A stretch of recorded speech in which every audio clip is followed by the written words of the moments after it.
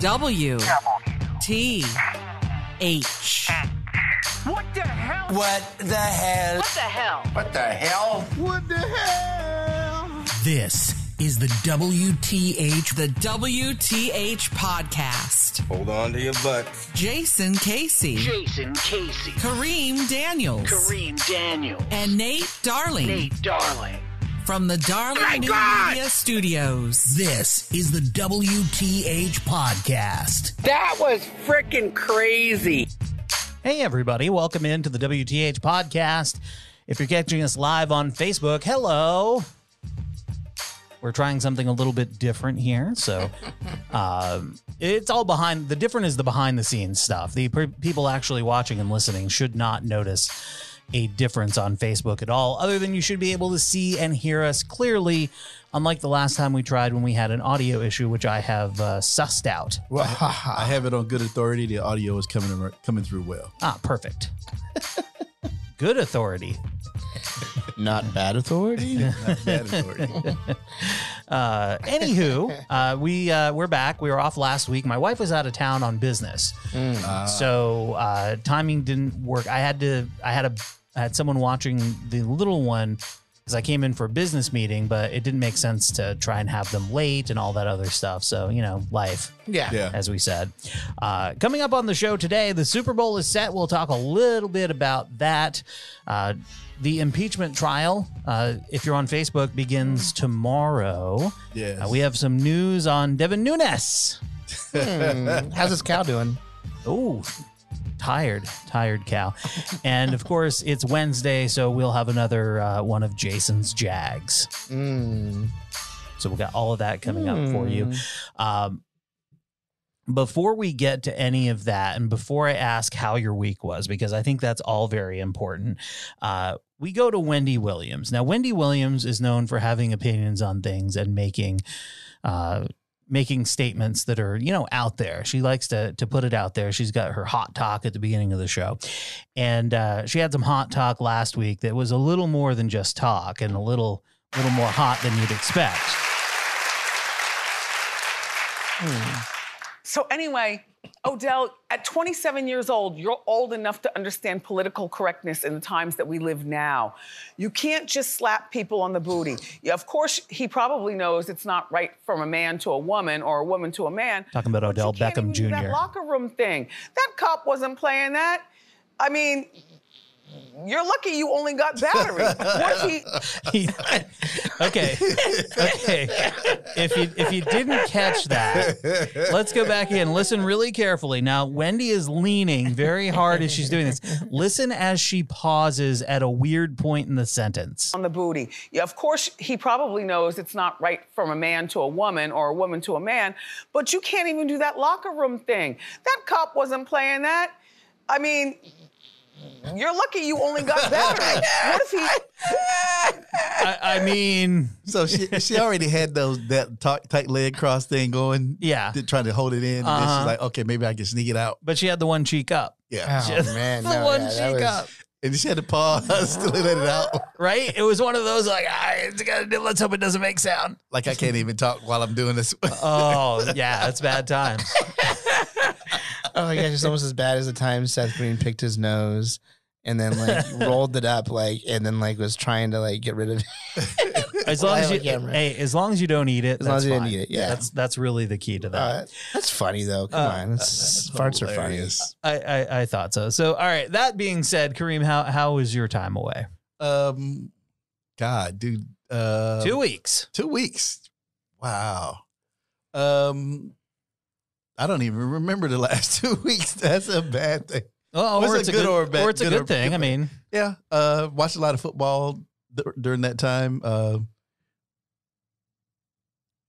Played around with GarageBand a lot. Oh yeah. So I created my music for the podcast once we get that started. That's right. Kareem's got a new podcast launching soon. Yeah. So I created my opening song for that. So I'll let you hear that. Perfect. I tried to send it to you, but you can't send it through the messenger. Oh, you'll have to email it to me. Email it to you. So I was did that. Actually, I did a lot of playing with GarageBand the last couple of weeks. It's a great tool. The problem with I used to record this podcast on GarageBand because I had it on my Mac, and we did probably one of the funnier episodes of the show we ever did. We had Keith Lowell Jensen on the phone, and as soon as we hung up with him, GarageBand crashed. Oh, damn. And GarageBand does not store a temp file. Oh, So we lost the whole show. I was so crushed. oh shit. I was so crushed. Yeah. But yeah, that's not what GarageBand is not for recording podcast. Although a lot of people do use it for that. Yeah. Fools, I say. So yeah, I did a lot of playing with that.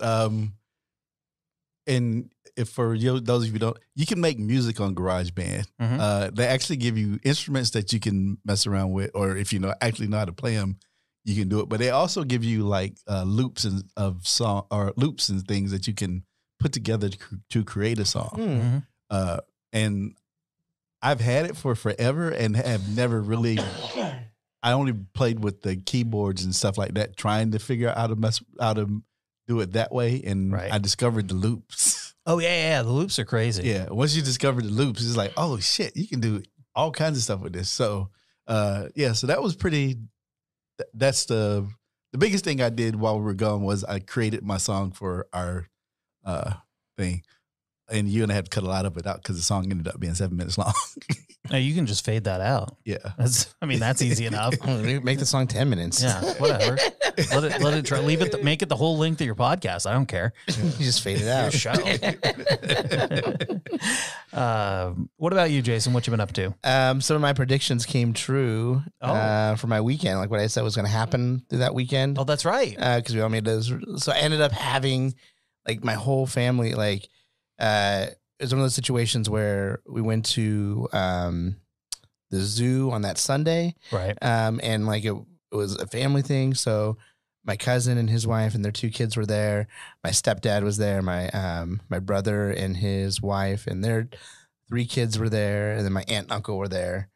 And then it was just a group of people. Nice. And like I made some pork at home. So I had some. I didn't smoke it because smoking it would have taken like, a long time. I wouldn't have been able to go to the zoo with everybody. Right. Well, sure. Because I would have had to be tending the pit. But I made it in the Instant Pot. I made about 5 pounds of pork. It turned out really good. Chef Jason. So it's just one of those things. It's just a neat feeling to be able to feed a whole family, fairly quickly. Like I had enough food for all those people within, 45 minutes of everybody being at the house. Nice. A big part of that was the fact that it was all, the meat was all cooked, but that's the great thing about Instant Pot slow cookers. What would 20-year-old Jason say about this guy? Oh, pretty dope. Probably be sadly depressed with the amount of gaming hours I get or don't get. Well, yeah. Or the moment that I start talking about how every time I go to play a video game, I'm falling asleep within the first 10 minutes of starting to play it. Like, what a pussy. Like, that's very not PC of you, Jason, to say that word. It's true. It's not PC, buddy. It's not PC. Here, we were busy here at Darling New Media. We hosted the Chamber Mixer. We did actually, since the last time we were here, we had the Good Day Sacramento appearance that you guys were here for. Thank you again for coming in early for that. We had that a week ago, so 2 weeks ago, as when this podcast drops. So that went very well. We've gotten a good response from that. So thank you to Good Day, and thank you to you guys and to Driftwoods and to Jason Knight for coming out early for that. The following Wednesday, we hosted the Greater Arden Chamber Mixer here. We had about 40 people here, which was great. We did our ribbon cutting. So it was a really, really good time. We've generated quite a bit of new business, which is fantastic. And I just got an email literally seconds ago booking a photo and video gig for a private party, which means that for the month of February, our 6th month in business, we are in the black. Yay! Which was always a goal that I didn't really want to say out loud, because to be able to be now, we're not in March, but because of this photo video gig, we are going to be in the black in February. So that's fantastic news. You made Mama so proud. I mean, it's been really, really great. And it's so exciting to get people in that mode of being able to create their own podcast and get, their voice out into the world in a proper way. So we're really excited about that. If you have an idea for a podcast, you want to do a podcast, we can help you here. It's darlingnewmedia.com. Reach out to me. We do free consultations and we can get you hooked up with whatever you need. So, and tonight as this drops, we will be having another podcasting 101 workshop. So that's very exciting. The next one will be February 5th, Feb 5. Cool. So all of those things happened, and I'll talk next episode. I'm going to talk a little bit about seeing Joel McHale this past weekend. Saw him live. So we'll get to all of that. But he's still alive? Yes. He's and kicking. So the Super Bowl is set. We have the Kansas City Chiefs versus the Pittsburgh Steelers. No, they didn't. They didn't have quite the year they were hoping. San Francisco 49ers are back in the Super Bowl against the Chiefs. For somebody who hates when we argue, he likes to stir the pot occasionally. He's an instigator. He really is, and I think that's what I appreciate about you. So, is it now? It is. That's what I appreciate about you. The Chiefs had a little bit of a rougher time with the Titans than did the Niners with the Packers. Yeah. I was actually worried that the Titans would beat the Chiefs. I was hoping the Titans would beat the Chiefs, although I think the Niners would have a tougher game against the Titans. Yeah. Because I think the Titans have a better defense. There might have been if the Niners and the Titans had played in the Super Bowl, there probably would be like 30 passes thrown total through that game. I believe Jimmy Garoppolo threw 8 yesterday. Yeah. As we're recording this yesterday. But why throw passes when you're that far ahead? I mean, they were up 17-0. I think they were up 20-0 at half, something like that. I know they were up 17-0 or 7. They were way up. Yeah, they were way up, and although I never, with Aaron Rodgers and the way football games go, I'm never like, yeah, this is in the bag. Yeah. So the thing that I was worried about for the 49ers were the fact that that Green Bay had the ball with 2 minutes left, right at the end of the first half, and they were going to get the ball back at the beginning of the right, because that they could have very easily made it 20-14 that quick, and that's literally what I was worried about too. Yeah. But and then he threw the interception, and then it was like, okay, you got the ball back. Oh no, he had the fumble, right, and then it was like, okay. But ultimately, the good guys win, except for the Chiefs, and. Someone pointed out that if the Packers won, we would have had the State Farm Super Bowl. Yeah. Thank God that didn't happen. Discount double check this. So that was the big thing. And then the other story that broke, and I talked about this because I dropped a special episode of the podcast like Friday, was the Houston Astros. And I know this is Jason loves sports, but the Houston Astros got hit with some pretty severe penalties for cheating in the 2017 season, the season that they won the World Series. They have not been hit hard enough. Exactly. And that was my point too, is if you really want to discourage cheating like this, you take the titles away from these teams, because this team, seriously, I mean, yeah, they're going to lose draft picks, but they're picking at the back end of the draft anyway. Their general manager and manager were suspended for the year, and then their owner came out and go, well, I'm firing them effective today. Look what a great guy I am. Dude. A whole bag of dicks for you, sir. Yes. But he had the gall to say that he didn't think his World Series title was tainted.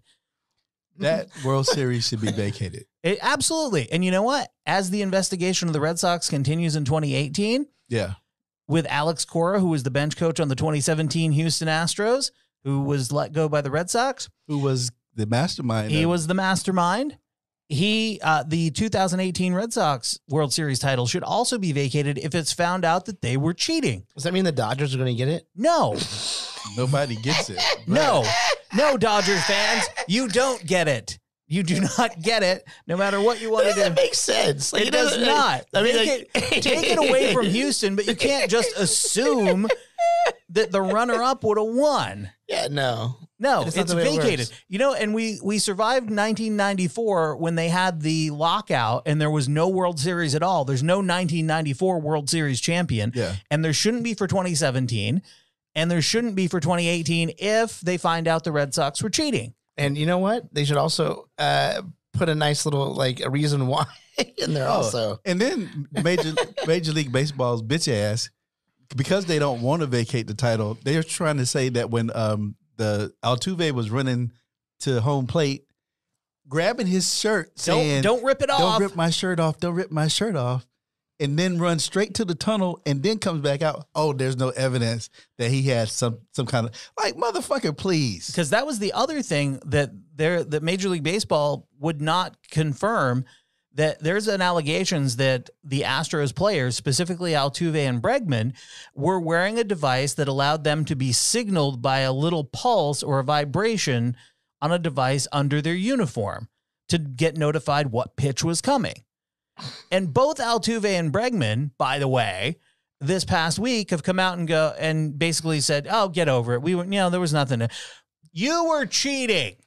You were cheating." Look at, and if you want to go ahead and look at the stats, their home stats versus road stats for those two guys in particular, but the team in general, they did not do well hitting on the road. No. They were great at home, and it's like they knew what was coming. Yeah. Kobe Bryant's bitch ass said, "Oh, well, you shouldn't penalize them for cheating." I was like, you would say that because the referees helped you guys cheat to win. Look, I'm willing to go even further. If you get caught cheating in that way, in college sports they have the death penalty where you lose sports, you lose your franchise. You get caught cheating like that. And not only do you lose your title, your team gets moved to the next city in line. Hello, Montreal Astros. Yes. Hello, Montreal Astros. You're getting moved. And by the way, owner who had this going on, you have to sell the team not for what it's worth today. Oh, no, what you paid for it. Yes. And I don't care when you bought it. If you bought it for $3 million in 1968, that's what you sell it for. And the players that went along with it, they should be suspended for. They actually should get the death penalty too. Well, I mean, that's if Pete Rose has been banned for baseball for not betting on baseball, not betting on the game he played in, but for betting on baseball. Well, when he was manager, when he was manager, they cheated. They should be. Agreed. Yeah, agreed.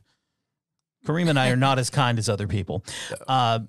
Before we get to Jason's jag, Devin Nunes, he's a congressman from California, not the good part.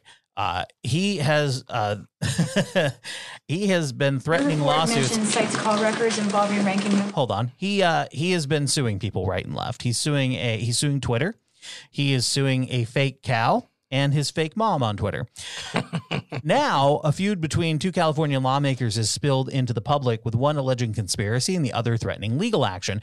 Now, Democratic Representative Ted Lieu in December accused Devin Nunes, who's a Republican, of conspiring with Lev Parnas, an associate of President Donald Trump's personal lawyer, Rudy Giuliani, and a key figure in the Ukraine scandal at the center of Trump's impeachment. Now, by the way, there is an 8-minute call between Lev Parnas and Devin Nunes. There are also emails between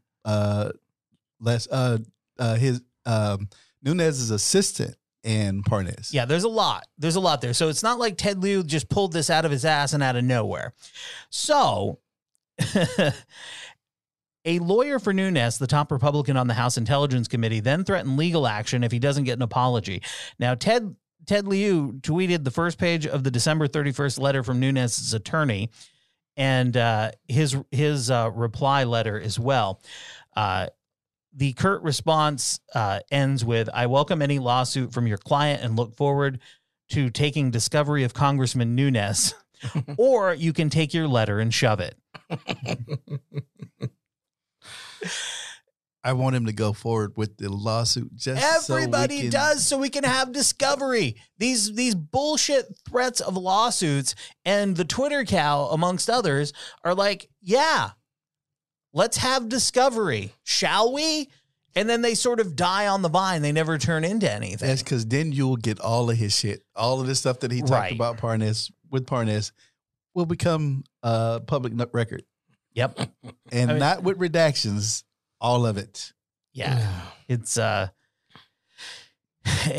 really something. All right, so let's get to it. We're trying to stay on time with the shows. I don't have any music for you right now, but oh man. Hold on. Okay. Let me find something. Let me find something good for you. We go. No, that's not it. That's definitely not No, good. no. No, I don't want to do that. Here we go. Here we go. We'll play a little. Following in his father's footsteps as a naval aviator, Lieutenant Commander Harmon Rabb Jr. suffered a crash while landing his Tomcat on a storm-tossed carrier at sea. It's time for Jason's Jag. You had no idea about that history about my dad, did you? So I guess my Jag this week, gave some cooking tips last week. You did. This week, it's going to be, so on Thursday night, I happened to be online. I was on looking at my Facebook and stuff like that. And about 10 o'clock or so, I noticed something come up on my feed, about Eminem having a new album. Right. And he had dropped a new album at 9 p.m., 12 midnight on the East Coast. Right. Along with a video, called Darkness. So I didn't watch the video first. The Darkness video. But I did listen to the album, from beginning to end, that night. And then spent a long time trying to find, reaction videos like the next day. And then I watched the video, the Darkness video. Have either of you guys seen the Darkness video? Seen the video. No. Do you want me to tell you? I mean, I think it's probably spoiled at this point. Like, do you want me to spoil what the video is? We're a week out. So if people who really care, who cares? Basically it's a song that's the whole time you think he's talking about his you think Eminem's talking about his alcohol addiction and stuff like that. Right. And his problems with alcohol and pills and drugs and stuff like that. But really more than anything else, it was about the Las Vegas shooting.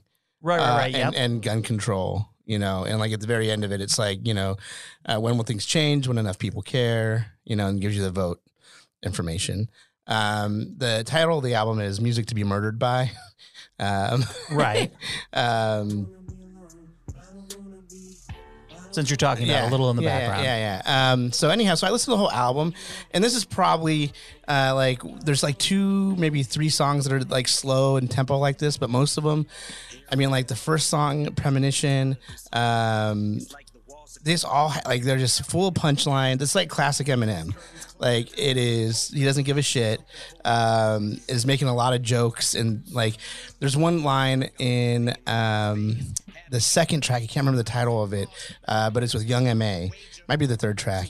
But he says, I don't smoke weed, but I'm rolling Indo. And this like the wordplay with that. Right. Is like that's nothing compared to a lot of the other stuff that's on there. It made me respect again because I've been really into Kendrick Lamar a lot because his music's been speaking to me on like spiritual levels also, because it's just amazing. But it reminded me that it's okay to like hip hop's not one thing, and that's the thing that I was like so into Kendrick. Like, I like it when it says something and it means something. Eminem's not that. You know what I mean? Like Eminem's never been that. Right. Like once in a while he'll release something that's like one song on an album might be deep or something like that. Whether it's Stan or like Darkness or the one that was about like Trump, not Trump, but Bush. He always comes out with like these things like that. But he is about the fun of hip hop and about like how it's really about cutting and dissing and making jokes. Like another side of hip hop. So I had to come to terms with that. Right. And I think everybody should. I mean, that's what it's not all one thing. And that's the great thing about it. And man, Godzilla, which has Juice WRLD, who's recently deceased, an amazing track. And he raps on it. Like his flow on it's just ridiculous. Like he goes faster and faster and faster, and to a point it's like I don't know how he's able to spit so quickly and do it, but anyhow, it was great. It's a great album. I definitely, if you like Eminem, if you like hip hop, and you appreciate it, you'll like it. If you're not a hip hop fan, it's probably not for you. This isn't necessarily a mainstream. You'll have to enjoy wordplay, and you're not gonna be able to get your panties in a bunch about him talking about Ariana Grande's concert where like people got blown up. He's been talking about shit like that for years, and the name of the album's "Music to Be Murdered By." I mean, like, and there's a definite theme going on throughout the album. So, yeah, check it out, Eminem. Like you need to hear that. All right, that's Jason's Jag. I like on the nightstand they've got what looks like a bottle of Miller High Life, but they redid the label so it just says beer. Mm-hmm. Yeah. Anyway, yeah, that's a good one. Yeah, good one. Lots of there's so many like double meanings to the words in that song. Like there's a part where he's like, I'm gonna need something stronger than Colt 45. And with the way that the song is going, you think he's talking about Colt 45, the beer, right? But that's definitely not what he's talking about. So exactly. All right, thank you. Moving on with the show, I thought this was important. Fox News has these two African-American ladies with some crazy hair, Diamond and Silk. They say Democrats' treatment of Donald Trump are the same tactics that was done to our ancestors back during the Jim Crow day. Well, let's hear them say it in their own words. 16, Black America had nothing to lose. But if they don't vote for Donald J. Trump in 2020, they have everything to lose. That's right. The reason why the Democrats are ignoring this is because they are expecting Black people to fall in line. But Black people are paying attention. Yes. When they see that our president is being railroaded, the same tactics are being done to him, what was done to our ancestors back during the Jim Crow day. Hold on. Listen, Fox News, stop shuffling your shit around on the desk and in your pockets while they're talking. Because you hear all that fucking shuffling? That's not us. That's actually on Fox News. That's on the... Listen for it. Mm-hmm. They become appalled by that because if you do it to him, you can do it to average Americans like us. That's right. When they see these Democrats being sympathizing with terrorists, advocating for illegal aliens and MS-13 gang members, they don't like that. Reach on it. Okay, and by the way, one of these ladies is definitely looking at her own self in the video screen because they're doing this like on Skype, so they can see. You see yourself in the little box. She's definitely looking at herself in the little box. So she keeps something. You're not going to leave us holding the bag. We don't want your stuff for free because free does not mean freedom. That's free right. means that you're going to control us, and Black people are going to be voting for Donald J. Trump. They want to keep their tax cuts. They want to keep their employment, and they don't want to go backwards, but they want to move forward. That's Ladies, right. How can you? Okay. The people back in the studio, they're not even paying attention to them. Well, no, they're all white people. Yes. So Kareem, as the African American on the show here, I'm going to let you have first word on this. Is there any merit to anything that these two are saying? None whatsoever. Okay. And you know how fucking bad this is with the rhetoric? Some bitch ass white dude in false military fatigues in Richmond, Virginia, protesting today had that shit on a sign. Of course they did. These two, excuse me, because I don't usually say this word about women, but these two dumb bitches have no clue of history. They didn't listen to anything that their grandmother or their mother told them about what happened during the Jim Crow days for them to compare this shit to Jim Crow. And your ancestors have disowned you. They're not going to come to help you when you need help for you saying some dumb shit like this. Oh my gosh. And not to even insinuate that the Black community is a monolith by any stretch of the imagination, because there are some African Americans who do like Donald Trump and do support him. Most of them have a lot of money. No, not even them. No, but there are some. Some, yeah. There are some. But this whole idea, I was just like, look, I'll admit, I don't know a ton about Jim Crow. I'm from Vermont. It's all white there. And I don't know a ton about Jim Crow. It's all right there. Jim Crow is. Look, I mean, I get. You just said Jim Crow. You just described Jim Crow. Right. Well, I mean, look, it's cold there. Yeah. And that's just the place that I grew up. But having learned a little bit about Jim Crow, I know that this is nonsense. Nobody's lynched Donald Trump at this point. No. Well, he's said that this impeachment is like a lynching. No. Now, well, he said it. I hear you. He said it's like a witch trial also. He said a lot of things. So nobody has lynched Donald Trump. So he is nothing like Jim Crow. Nobody's put him in a cell with 35 other young women and elder women. Well, he'd like that in the damp dankness of a cell and underground. He doesn't have to show his papers to go anywhere. He goes anywhere he wants to. He doesn't have to drink. Nobody wants to drink after him, but he doesn't have to drink out of a water fountain that's just dedicated to him. Like he does, but it's all Diet Coke. Yeah. And the idea of the Jim Crow era, like to say that he's going through what happened when I mean, there's still places in the South where where it applies. Like, you know what I mean? Like it's not like it's completely been erased and gone. Like I said, I mean, like there's places that still abide by. There's still a Green Book, right? There's still Green Book. There's still Green Book. Yeah. So I mean, Jim Crow still lives on. Yeah. All right. Well, now that we've covered that, let's leave the hustle and bustle for small town news. Before we get to that, I want to thank everybody who's been shopping Amazon on that Shop Amazon tab at the top of WTHpod.com. We do appreciate you taking care of that and doing your Amazon shopping that way, and also the Shop Target tab at the top of WTHpod.com. It netted us a cool $10.62 in revenue in December. Yes. Yeah. So when we say it's a little, but it's nice. Yes. All right. So thanks for getting that 50-gallon tub of lube. It's like getting $20 from your grandma at Christmas. So we go now to Marilyn Haggerty in Grand Forks, North Dakota, where she writes, January is what we make of it. Dear Marge Ratty. Today I'm sending greetings to all you people, down there basking in the Arizona sunshine. Things are white and icy around Grand Forks. Yeah, they are. We need to walk gingerly and drive carefully. Other than that, January is here with all of its pleasures. She just described Jim Crow. The name of the game seems to be hockey and basketball, as well as bingo and bridge. And UND is coming back to action with a new semester after the holiday break. Lily Keplin, a freshman from Bismarck, lit it up at the Betty Arena with her shooting. The men's basketball team also showed up with a wild win when the teams played the Purdue Fort Wayne Mastodons.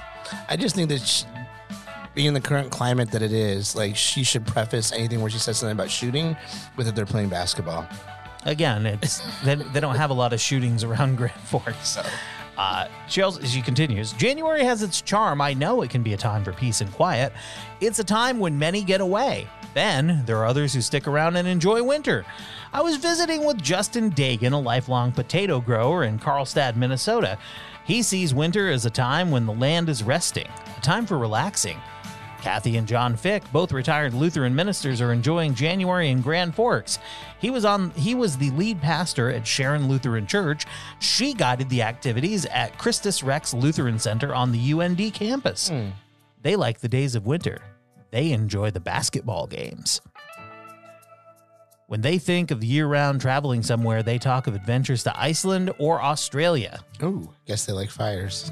The next part's titled Clean Drawers. For me, the challenge of January is to play catch-up, a time to clean drawers, a time to clear out closets, and a time to write thank you notes and letters. Now, January has a way of moving along. Central High School is holding Snowball Week, which just began on January 13th. The week ends with a snowball dance, which is different in some places. The annual chamber dinner is coming up on January 23rd. The guest speakers will be Monique Lamoureux-Mordano and Jocelyn Lamoureux-Davidson. You know, of course, they are the Olympic gold medalists. They are national advocates and leaders in the fight for gender equality in sports. Well, January is January. it is what we make of it, I guess. And I send my best regards, Marilyn. Oh, that's probably like the saddest. Like, it is what we make of it, I guess. Like, having grown up in northern Vermont and lived in northern New York for winter, January is January, man. You just got to survive that shit and come out the other side. Hey, thank you for hanging in with us for this episode of the WTH podcast, whether you're watching live on Facebook, catching us on YouTube, or just listening in your earbuds. We do appreciate it. Back on Friday with another fresh new show where I will go into Joel McHale's appearance at the Wind River Casino in Reading. Ooh. It was good times. All right, everybody. We'll see you next time on the WTH podcast. Bye-bye.